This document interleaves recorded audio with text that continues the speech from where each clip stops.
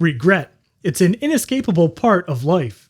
Whether it's a missed connection, an opportunity passed by, or selling all of your Bitcoin in 2014. There isn't a single person among us who doesn't live with one or two coulda shouldas haunting their past. My biggest regret, though, is a motherboard. Namely, the motherboard to perhaps the most underappreciated mid-90s 68K Macs. This LC575, an 040-based machine released in 1994 with a glorious built-in 14-inch Trinitron display. And this particular one is extremely special because I found this machine at a thrift shop many years ago, back in the early 2000s, when I was still a wee young high schooler. And this exact machine was the genesis of my obsession with vintage Macs. The only problem is, it spent the last decade or so in a plastic tote in the basement, and it turns out it's missing a few things. Like all the screws, and all the drives, and crucially, the motherboard. So today, let's see if we can restore this very special Mac to its former glory, and maybe even take it a little beyond. So stay tuned.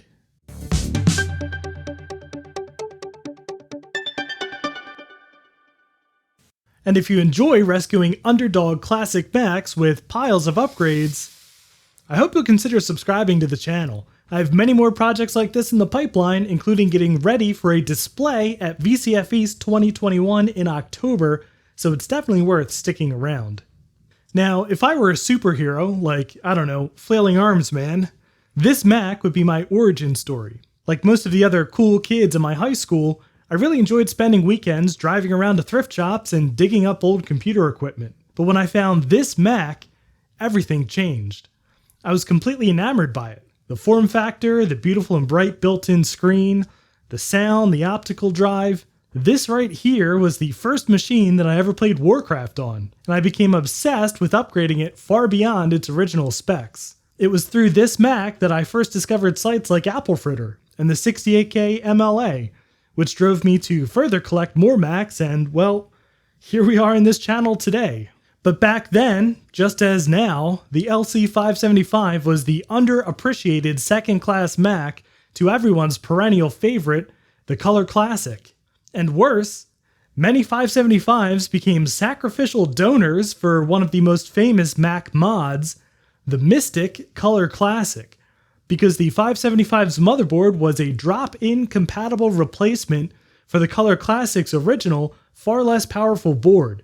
You could take your Color Classic from its stock 16 MHz 68030 to a 33 MHz 040 without any technical skill at all. Just slide the board out of the 575 and slide it right into the back of the Color Classic. I don't even think you needed a screwdriver. And all of this because people generally regard the Color Classic as the final and true heir to the original Macintosh, the penultimate Mac released in the original form factor. And I'd just like to say that those people are wrong. It's the 575 that holds that distinction.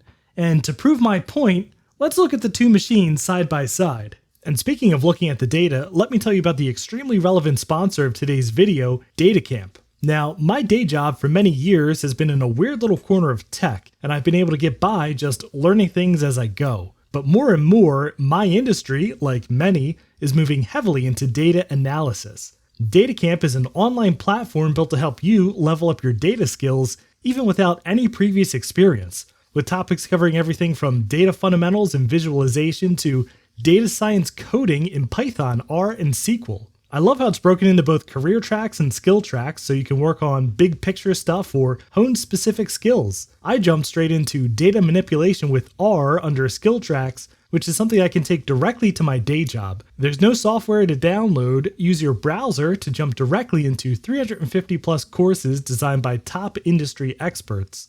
So take the time to invest in yourself and your future. Use the link in my description below and sign up for DataCamp. All of the first chapters in DataCamp's courses are free. And now back to the LC575. Now unfortunately, I don't have a Color Classic, so we'll have to use some cutting-edge special effects to add one in. The Color Classic, also released as the Performa 250, came out in early 1993. It has a 16 MHz 68030 processor, a standard 4 megs of RAM, upgradable to an artificially locked 10 megs, although you could physically install more, it just wouldn't work. And a beautiful 10-inch Trinitron display running at very near the original max resolution at 512 by 384. Compare that to the LC575, also released as the Performa 575. This came out a few days shy of a year after the Color Classic with vastly improved specs. It has a 33 MHz 68 LC040 processor with a standard 5 or 8 megs of RAM, officially upgradable to 36. However, unlike the Color Classic, there was no artificial RAM limit imposed, and later users found that the machine could handle up to 64 megs of RAM. And I've even read accounts on AppleFritter of users successfully installing 128 megs of RAM in a 575. The LC575 also has a built-in tray-loading CD-ROM drive and a floppy drive, compared to the Color Classic's single floppy drive. I posit that, in fact, the LC575 was the penultimate all-in-one Mac, taking the DNA of the original 1984 Macintosh to the limits of 1994's technology. And the Color Classic, much like the Tenacious D song, certainly wasn't the greatest Mac ever built. It was just a tribute, trying to mimic the past with modern components built with way too many compromises to even be useful back when it was new. And that brings us to the motherboard.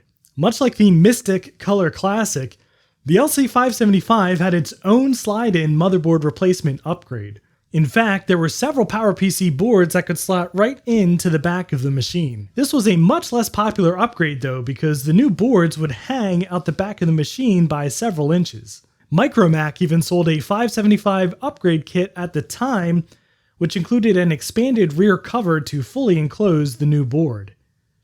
So back when I first got this machine, that was my plan. I was going to sell the 575's original motherboard on eBay to go into somebody's Mystic mod, and I was going to find a PowerPC board to fit in its place. And as far as I can remember, I only got as far as taking the machine apart and selling the motherboard. And it's in this state that I found it still, missing all of the screws and the motherboard. Fortunately, I did find all of the drives and some of the components in this paper bag sitting nearby, so we're not completely out of luck. And now, thanks to Alex from Apple on the Apex, and I'll link his YouTube channel down in the description below, I once again have a 575 original motherboard. And not just any motherboard, this one has the PowerPC 66 MHz upgrade card already installed, which is absolutely incredible. I could not have even dreamed of owning this motherboard back in the day. So let's see if we can piece together a working, upgraded PowerPC LC575 and then see just how far we can push it. Yeah, so this case is a little bit worse for wear. There are cracks and color differences between different parts of the case, actually because I rinsed some of this off in water that had some peroxide solution still in it. So some of this stuff got slightly retrobrighted, and you can see the original color of the Mac, which is under this little square where the Ready for PowerPC Upgrade sticker used to be. And this lost the LC575 sticker a long time ago, and I, for some reason, thought it would be a good idea to write LC575 in the space where it went. Remember, I was a 16-year-old kid who found this at a thrift shop, so cut me some slack. So I'm just going to try a little bit of Goo Gone and see if this comes off, because in addition to getting rid of goo, this does say it works on crayon, marker, and more, so yeah, let's find out.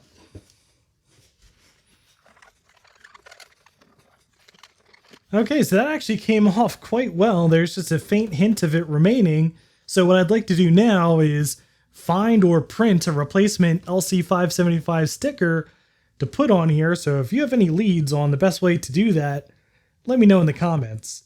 And Alex was also kind enough to include a hard drive with, well, I forget what system is on here, but the drivers for the card are pre-installed, and it's actually already on the drive sled. So thank you very much for that. And Alex also included a very nice note here saying, "Hi Sean, here is the motherboard out of my Macintosh LC575 with a 66 MHz Daystar CPU upgrade installed. With an extension, you can boot off of either CPU, resulting in 2 different startup sounds out of the same Mac. This was very surprising at first. Also enclosed is the hard drive out of the 575. It's working, though a bit noisy, and it has a clean install of System 752, and includes the extension for booting off of the 601. I know these small capacity hard drives are getting hard to find in working order, so I hope it'll be of use to you in one of your projects. I was planning on making some videos about the 575 and some accessories I had for it, but I haven't been very motivated to make good content recently. Maybe this board can be the star in one of your videos instead. Enjoy, Alex, Apple on the Apex. Thank you very much, Alex, again for this incredible thing. This machine means more to me than I think you can imagine. I'm so excited to get it up and running with its own real motherboard once again. So thank you so much, Alex, and again, I'll link to his channel in the description below. Okay, I've got our trusty green anti-static mat out so we can take a closer look at the accelerator and the motherboard here because it's actually really interesting. Looking at this, you might think, what's the accelerator actually plugged into? Because here are the 2 expansion slots, but the accelerator is actually plugged directly into the processor socket where the old 68LC040 processor was. And this here, that's a 68040 processor that passes through to that slot. And underneath this big gold heatsink here, that's where the PowerPC 601 66 MHz lives. So this accelerator actually has 2 processors on it. So what I really want to do is just stick that motherboard in here and see if it works. But this machine hasn't been powered on in over a decade, probably well over a decade, maybe 15 years. So I think the best thing to do would be to plug it into power and see if it explodes. All right, plugged into power, and I'm going to hit the switch. I heard the CRT warm up. All right, I'm going to say that the power supply is good.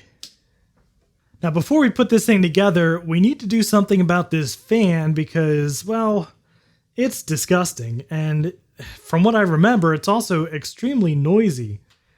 So I think you know what we're gonna do. It's Noctua time. It has this weird kind of 0 insertion contact. We'll have to transplant that to the new fan through the cunning use of snippers.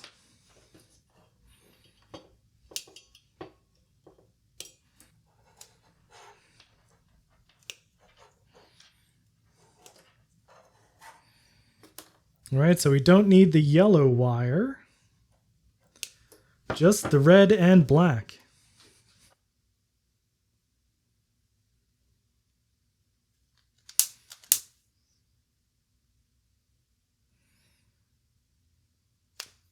And there we go, our fully Noctua'd LC575 fan. And now we'll just crack this thing open, which is pretty easy since it doesn't have any screws anymore.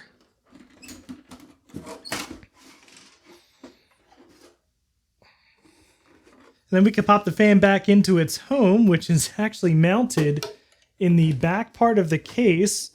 Again, with no wires, just these 2 contact points which contact onto the board in the main chassis of the machine. All right, so let's install Alex's hard drive here, which has the convenient edge connector already installed.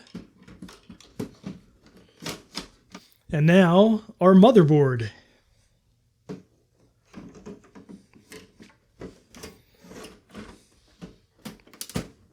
Okay, we've got our lovely Apple extended keyboard too, and our trackball. Power is connected. Let's flip the switch.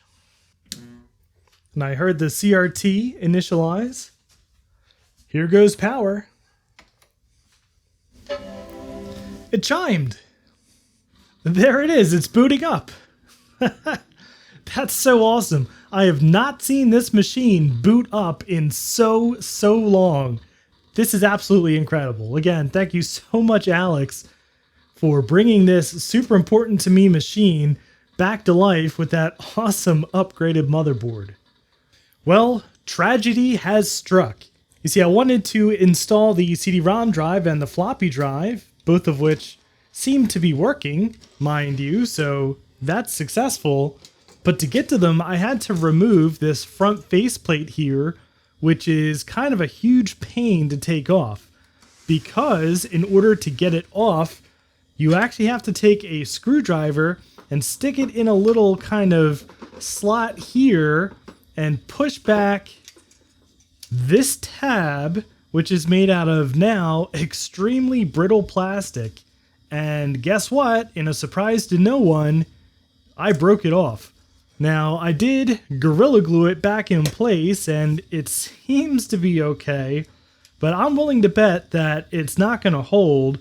Hopefully, when I put this back on, it'll hold for that, but the next time I go to take it off again, I'm sure it's going to break right back off. And if I want to retro-bright this machine, I'm definitely going to have to take this off again, but I want to put it back on for now.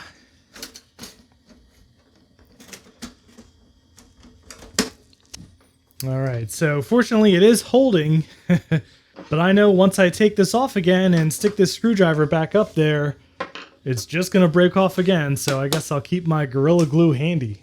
But in good news, I have backed up the whole hard drive onto this BEJEEZUS disk, and I have confirmed that our PowerPC upgrade card does work. So we have our 601 processor upgrade control panel, and I can boot this into PowerPC just fine. But I think this hard drive is actually on the way out, because once I leave this machine running for maybe 20 minutes, it starts to make an absolutely horrendous noise. So I think I'm going to take this 100 megabyte hard drive out, and I'm going to replace it with this SCSI to SD. And I think I want to install a somewhat newer version of macOS on here, probably 8.1, because I think that's actually what I had on this machine back when I first got it. And then I think we might have a problem, because the hard drive needs this zero insertion force kind of edge connector adapter, and the SCSI to SD doesn't actually need the power from this jack here. It gets enough power from the SCSI bus itself. So two problems I think we're going to have to solve here. One, I guess we're going to have to desolder this 4-pin floppy power header here so that we can fit this adapter on here. And then the second problem is, will the adapter even line up with the edge connector that's inside the case here? Because it's expecting a full-size hard drive, and yeah. This is not a full-size hard drive. So I think what I'll do is I'm going to desolder this connector, and then we'll just see how well it lines up, and if we have to maybe 3D print some sort of adapter to make it line up better. I hope not, but if we do have a 3D printer at our disposal. All right, that was a bit more of a pain to get off than I anticipated, but now it'll fit our weird little Foxconn connector just fine. Let's just stick this in the machine and make sure it works. And we'll repurpose this SD card from our Quadra Mud experimentations. And I think there might be a system on there, not AUX. I think it actually has 7.6 on here. So yeah, let's see if this boots. Yes, this is going to be pretty annoying to get back in there. If you can see, the slot is all the way back at the end. So I'm going to have to try to just finagle it back there.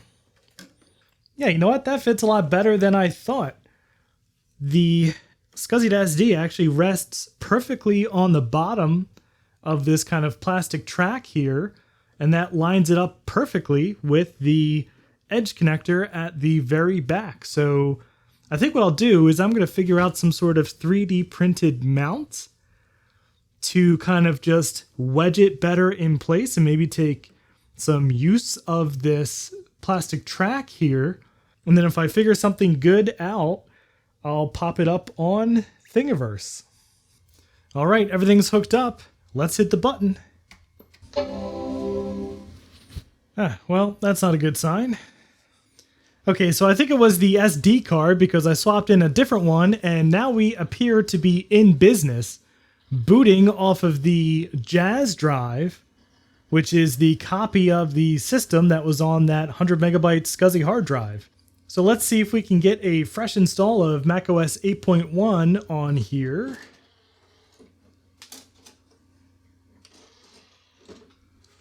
And I wonder if it'll let us format the SD card through the stock drive setup. Nope, comes up as not supported, but I have another idea. Okay, I found yet another system disk. This is the original Jazz disk that came with the Cursed Mac. This is actually the Cursed Mac's original OS, System 753, and I do have the patched version of HDSC setup here, which sees the SD card. So now we can format it and then see if we can pop a CD in and install macOS 8.1.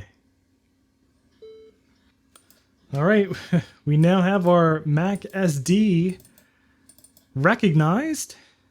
So that's great. SCSI to SD is working just fine. So let's install 8.1. We'll just make sure we're not installing anything that we don't really need, like OpenDoc. And there we go, installing macOS 8 on our SD card. All right, we've got macOS 8.1 installed, and I've taken the liberty of moving the extension over that lets us control the PowerPC upgrade card. And I've also moved over some benchmarking software and installed a couple games. But this video is already getting pretty long, and I definitely don't want to rush tinkering with this machine. In fact, I want to savor it as much as possible because it is darn awesome. So I think we're going to leave it here for now, and we'll have a part 2 next week. And it's going to be extremely exciting because we're going to install 128 megs of RAM, which hopefully works. I think this monster of a memory stick will work. And we'll also install a couple of these beautiful purple 512K VRAM SIMs from Silicon Insider, which also I think these should work. And then we'll take some benchmarks both with the PowerPC and the 68040 processor. And then I think we'll play some games and see what this machine is really capable of. So if you enjoyed this video, I'd appreciate a thumbs up, and if you'd like to see more all-in-one Macintosh shenanigans like this, please subscribe down below, and thank you very much for watching. And a special thanks to Chris Allegretta, Tom, Stig124, Justin D. Morgan, Chris Calderon, and Greg from Hurricane Mods, who are my highest tiered patrons, and all of my Patreon supporters for helping to make these videos possible.